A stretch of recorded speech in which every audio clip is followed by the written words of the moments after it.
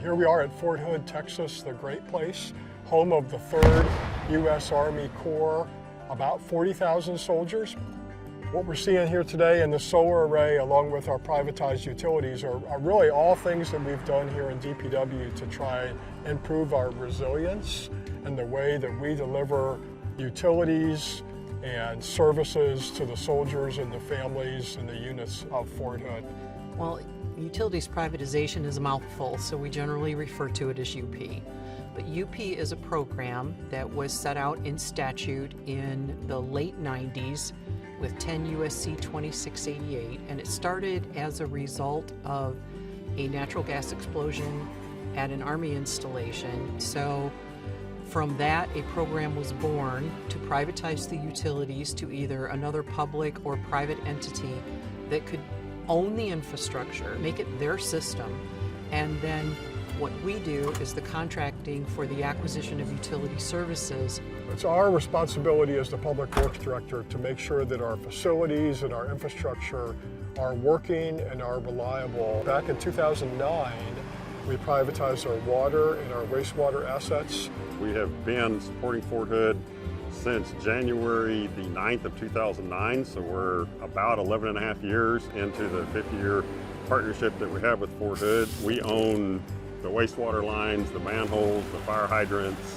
We own the water towers. We own the water treatment plants with the pump stations that provide the water to Fort Hood.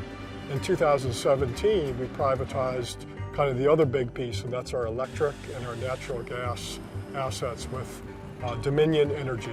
Dominion Energy here on Fort Hood, one of our biggest responsibilities is resiliency.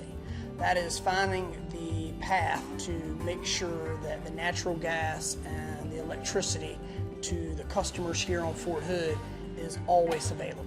The Texas Tundra event is what we call it in February of 2021. It's been well publicized what it did to the state of Texas. Lots of energy demands, lots of loss of energy, especially in electricity and natural gas. We had no loss of electricity or natural gas during Winter Storm Uri. Just to put that in context, many folks in the local community experienced loss of electricity and outages at their home. In fact, that was one of our challenges, is we had folks that were trying to deal with their own family and their own home, that we needed to come into Fort Hood to solve problems here.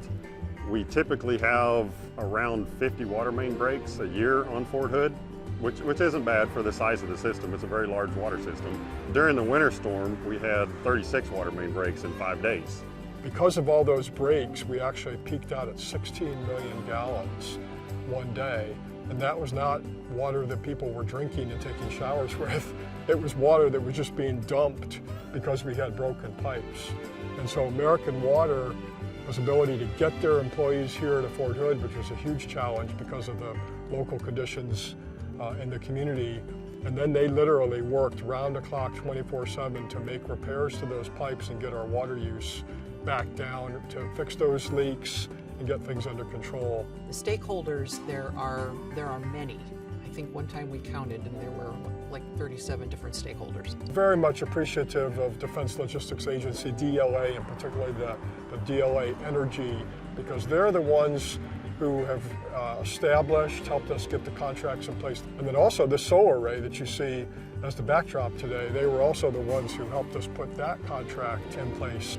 I define success right here. This is a picture of Fort Hood, it's DPW, and it also includes all their system owners. This is their entire team. I can't tell the difference between who's DPW and who's a system owner. They are true partners, all with one goal, one fight, one team. This is success.